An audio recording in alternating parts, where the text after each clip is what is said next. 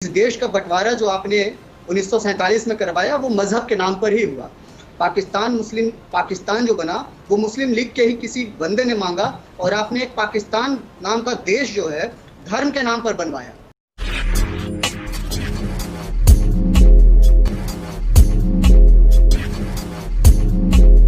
गुफ्तगू का आगाज़ में नीरज आपसे करना चाहूँगी शर्मा साहब। अच्छा जी नीरज, अब ये भारत में जो इंतहा पसंदी है, पहले तो हम देख रहे थे कि बहुत ज़्यादा नज़र भी आती थी, लेकिन सेहत और तालीम के शोबों में भी आ गई। यानी डॉक्टर के पास, वही बात जो मैंने अपने इंट्रो में कही कि डॉक्टर के पास जब कोई जाएगा तो उससे डॉक्टर ये नहीं पूछेगा कि तुम्हारा धर्म क्या है, तुम्हारा मज़हब क्या, तुम्हारा रिलीजन क्या है। वो तो इंसानियत के नाते उसका इलाज करेगा बगैर मज़हब पूछे। लेकिन अगर यहाँ पर भी ये इंतहा पसंदी पहुँच गई है, यहाँ पे भी इसको मुतासिर करे, तो आपको नहीं लगता कि भारत के लिए कोरोना से ज़्यादा बड़ा ख़तरा है ये? देखिए, आपने मुद्दा बहुत सही उठाया है, लेकिन सवाल है कि आपने सवाल सुनवाया नहीं है। किस कॉन्टेक्स्ट में मैडम ने, प्रिंसिपल मैडम ने क्या कहा, ये आपने हमें नहीं सुनवाया। आपने केवल जवाब सुनवाया। हम आपसे गुजारिश करते हैं कि पहले हमें ज़रा सवाल सुनवा दीजिए, फिर हम समझ जाएंगे कि जवाब उनका क्या है पूरा का पूरा।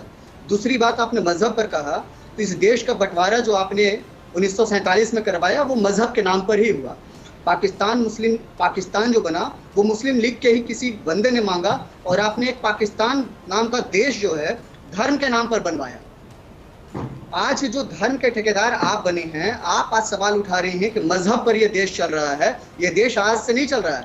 1947 और शायद 1947 के बहुत पहले हमारे यहाँ राम मंदिर पर हमला हुआ, बाबरी मस्जिद बनाया गया, या उसके और पहले मोहम्मद गोरी जैसे लुटेरे यहाँ आए। आप कह रहे हैं मजहब आपके आज की बात है। मजहब जमाने से चलता यहाँ आ रहा है, और जमाने से मैं तो कर रहा हूँ सदियों से चलता आ रहा है। अच्छा शर्मा साहब, सॉरी मैं आपकी बात काट रही हूँ जी। आपने कहा, आपने जो मजहब के हवाला दिया, आप मुझे बताएं कि तब भी ये क्यों हुआ था, तब ऐसा क्या हो रहा था और अब ऐसा क्या हो रहा है? आपने नहीं देखा कि भारत में कितना जुल्म किया जा रहा है माइनॉरिटीज पे, खास तौर पे मुसलमानों पर? आप भूल गई जो पाकिस्तान में हो रहा माइनॉरिटीज पर। कितने माइनॉरिटीज हिंदू बचे हैं वहां पर, जरा आप मुझे बताएंगे क्या हो रहा है पाकिस्तान में? डॉक्टर फिजा, आप मुझे बता दीजिए कि कितने हिंदू बचे हैं। या तो हकीकत को रखा जाता है, हकीकत हो कि तुम्हें यकीनन याद होगा। सुन लीजिए, हमारे यहाँ मुसलमान 30 करोड़ से ज्यादा हैं। शायद आपकी पूरी जनसंख्या भी नहीं होगी 30 करोड़। आप मुसलमानों के ठेकेदार बनी हैं। आप मुझे बताइए कि 30 करोड़ जनसंख्या है क्या आपके यहाँ मुसलमानों की? ठीक है नीरज, आपका पॉइंट आ गया। मैं अतर काज़मी आपकी तरफ आना चाहती हूँ। अतर, अब आपने नीरज की गुफ्तगू भी सुनी। मोदी का भारत आपको लगता है कि आज मुसलमान के रहने के लायक रहा है या नहीं रहा? बस सीधा सीधा सवाल, आपको लगता है कि वहाँ मुसलमान रह सकते हैं? देखिए, नीरज ने जो बात की ना, किसी हद तक मैं उनसे सहमत हूँ। ये कोई आज की बात नहीं है, ये मोदी जी के आने से नहीं है। वहां पे मुसलमान तो क्या डॉक्टर फिजा, वहां पे कोई भी माइनॉरिटी सेफ नहीं। आप कुछ अर्सा पहले चले जाएं, आप 10 साल 20 साल 30 साल जब भी जाएंगे आपको ऐसे वाकयात मिलेंगे।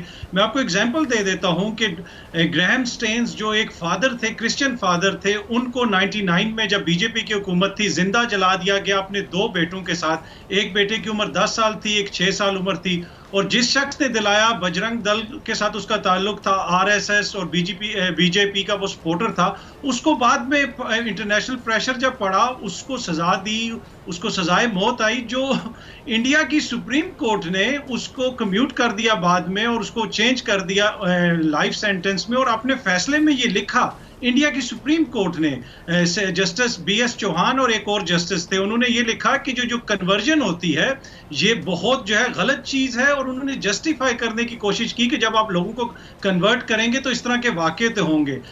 मत सो के फिर इंटरनेशनल जब उनके ऊपर प्रेशर पड़ा तो बाद में उनको अपने फैसले से वो चीजें एक्सपंज करवाना पड़ी 3-4 दिन के बाद। तो ये हालत है वहां पे। बाबरी मस्जिद का इन्होंने जिक्र किया। इंडिया की सुप्रीम कोर्ट कहती है कि बाबरी मस्जिद को गिरा दो और यहाँ पे मंदिर बना दो। तो ये कोई मोदी का मसला नहीं है, वो एक पूरी सोसाइटी का मसला है। और ये आज से चला नहीं आ रहा है, बहुत अरसे से आ रहा है। जिस तरह पाकिस्तान में कभी भी रिलीजियस पार्टीज जो हैं वो मेजॉरिटी में नहीं आई, ना ही इक़्तिदार में आई, लेकिन on the other hand 1 billion की जो सोसाइटी है इंडिया, वहां पे एक्सट्रीमिज्म इतना ज्यादा है कि बीजेपी कितनी दफा इक़्तिदार में आ चुकी है और सिर्फ वो हिंदुत्व के नाम पे आती है। तो ये एक्सपेक्ट करना कि उस मुआशरे में मुसलमान या कोई भी सैन आदमी या कोई भी माइनॉरिटी सेव होगी, मेरा नहीं ख्याल कि हम एक्सपेक्ट कर सकते हैं। बीजेपी धर्म की राजनीति की वजह से आई।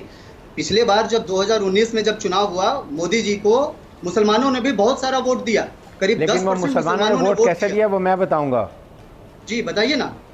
वो मैं बताता हूँ मुसलमानों को वोट ऐसे दिया। चलिए ब्रिगेडियर साहब मैं आपकी तरफ आती हूँ, ब्रिगेडियर हारिस, ठीक है, इसके बाद मैं सिंह साहब आपकी तरफ आती हूँ, शैलेंद्र साहब मैं आपकी तरफ आती हूँ। जी ब्रिगेडियर साहब। देखिए मुसलमानों ने वोट इसलिए दिए कि आपके गुंडे जो आरएसएस विंग के थे, जितने गुंडे थे, उन्होंने को थ्रेट किया था कि जी अगर आप हमें वोट नहीं दोगे हम आपको देख रहे हैं, आपको मारेंगे, इस तरह आपने वोट दिया है। ये जो नरेंद्र मोदी और इनका जो 5 लोगों का टोला है इसको छोड़ दें, ये आपको कंप्लीट तबाही की तरफ लेके जा रहा है, जिसमें ये हिंदू इत्तेहाद पसंद दहशतगर्द आपको जो प्राइम मिनिस्टर है इसकी सोच ये है कि सिर्फ हिंदुओं को लेके चलो, हिंदुओं को लेके चलो और तमाम माइनॉरिटी को निकाल दें।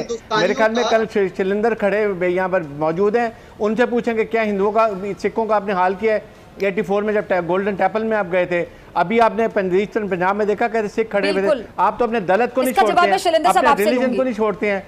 आपने दलित के साथ क्या किया, उन बेचारों को आपने क्या हाल किया हुआ है। इसके अलावा आपने इस वक्त इसको सीए को देखें, आप एनएलसी को देखें, पीआरसी को देखें, आपने कश्मीर को किया, तो आप तो पूरे के पूरा चाह रहे हैं कि इंडिया को तबाही की तरफ लेके जा रहे हैं। ये नरेंद्र मोदी का जो आपको तबाही की तरफ लेके जा रहे हैं। अगर आप देखें तो इस वक्त हमारा प्राइम मिनिस्टर हर दफ़ा आपको पैगाम देता है, अमन का देता है, आप उसको गलत समझते हैं कि बड़े कमजोरी की बात है। आपने 27 फरवरी को देख लिया, अभी आपके अमीर शाह ने ट्वीट किया, आपके अमीर शाह ने ट्वीट किया कि जी हम पाकिस्तान में इजाजत मिली हमला करने की, तो करें ना हमला, करके दिखाएं, फिर आपको पाकिस्तान की फौज बताए और एयरफोर्स बताएगी कि आपका क्या हौला होता है।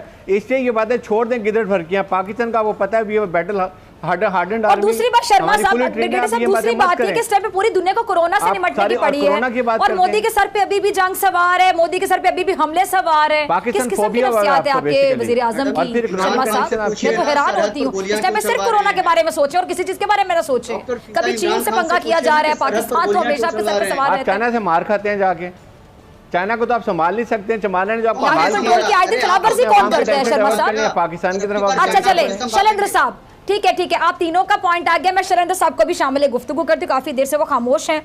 आपकी तरफ आ रही हूँ कर्नल साहब, आपके एक चैनल है आपके मुल्क का एनडीटीवी, वहाँ पे पांडे साहब आप जानते होंगे जी, उन्होंने अपने ट्विटर पर, अच्छा मैं शैलेंद्र साहब से कुछ पूछना चाह रही हूँ, पांडे साहब ने ट्वीट किए जो कि एनडीटीवी से ताल्लुक रखते हैं, उन्होंने ट्विटर पर एक वीडियो पोस्ट की है।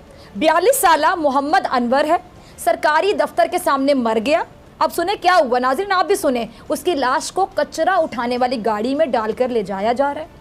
सर एक तरफ मुसलमानों को लव जिहाद, फिर कोरोना जहाद का जिम्मेदार ठहरा रहे हैं, और दूसरी जानब डॉक्टर्स उनका जो इलाज करना चाह रहे हैं, नहीं करना चाह रहे, वो इनकार कर रहे हैं। क्यों? क्योंकि वो मुसलमान है तो हम इलाज नहीं करेंगे। और तीसरी जानब वो मर रहे हैं तो उनको इतनी तजलील कि उनको अब कचरे में फेंका जा रहा है।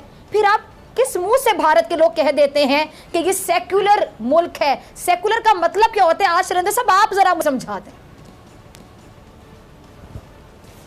साहिबा मैं आपको एक रिक्वेस्ट करूंगा कि जैसा डिस्कशन में देख रहा हूं, अनफॉर्चुनेटली मुझे लगा आपने बिल्कुल अच्छी शुरुआत करी कि हम देशों को किस तरह अच्छी दिशा में ले जा सकते। मेरे ख्याल हम अपने मुद्दे से भटक रहे हैं।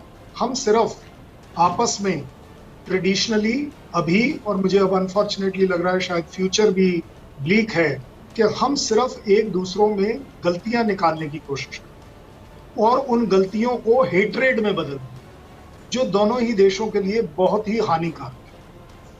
जहाँ तक आपके स्पेसिफिक सवाल को अगर मैं ले लूँ कि किसी बेचारे इंसान की अगर मौत हो गई और उसे एक बिल्कुल इज्जत की दफन मिलनी चाहिए, ये बिल्कुल सही बात है, उसको ज़रूर मिलनी चाहिए, चाहे वो किसी भी कौम का हो, किसी भी रिलीजन का हो, लेकिन हर एक को ये हक है कि उसको इज्जत के साथ दफनाया जाए, इज्जत के साथ जलाया जाए, इज्जत के साथ उसका दाह संस्कार किया जाए, इसमें कोई डाउट नहीं।